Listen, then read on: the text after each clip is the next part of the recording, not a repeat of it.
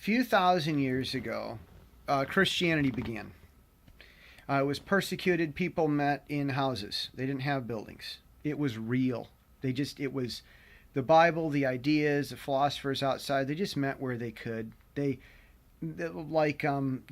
get together and play cards, or they get together and have dinner with each other. It was real. They would just like people get together when where they want. People would get together when where they want, and they would talk about Jesus. That was real Christianity. That was where it all began, where it all started. Well, Constantine came along. We get to the year 400 or 500. Buildings start to get built, and we get into the medieval times, and we've got these great cathedrals. And so what was it? Notre Dame just got torched over in. I feel bad because on the one hand, those buildings are old, and it's wonderful to see stuff that people did that's old because it reminds us how young we are. That's one reason I always like old trees, just to remind myself how young I am. Once I start thinking I know something because I'm old, I'm not.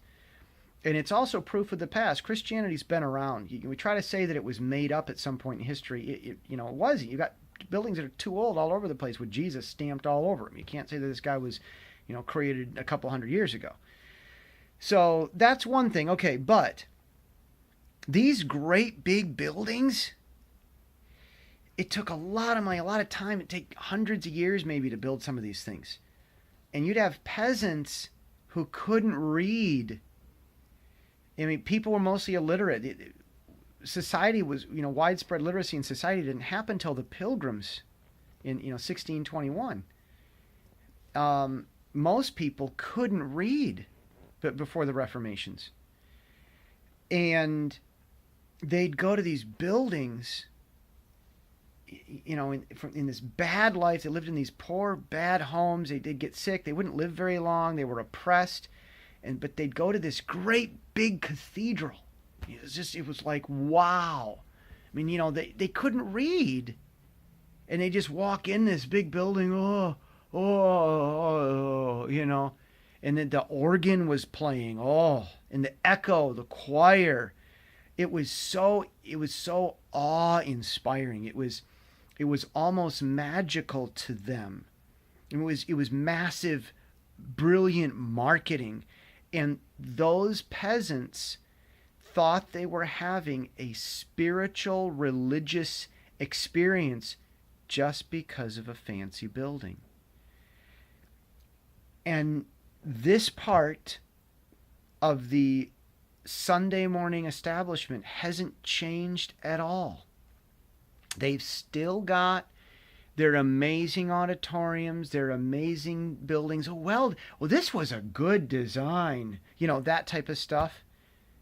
They're still wowing people with their buildings.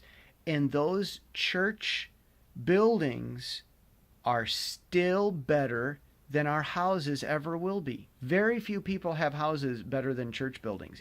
Even these really beautiful castles in England, they're still not as nice as these enormous cathedrals.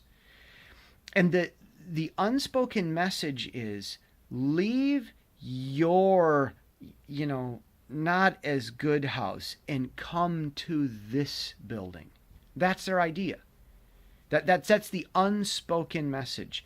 Give us your money. We'll make something that's better than what you have at home. Leave your home and come here to this better building.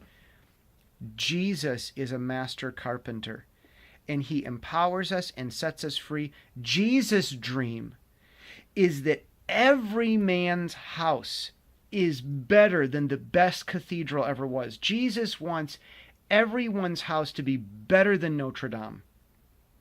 That's Jesus' vision. He wants us all to be happy and empowered and to live wonderful, happy lives where we have resources at home and we don't want for anything and we can share with anyone.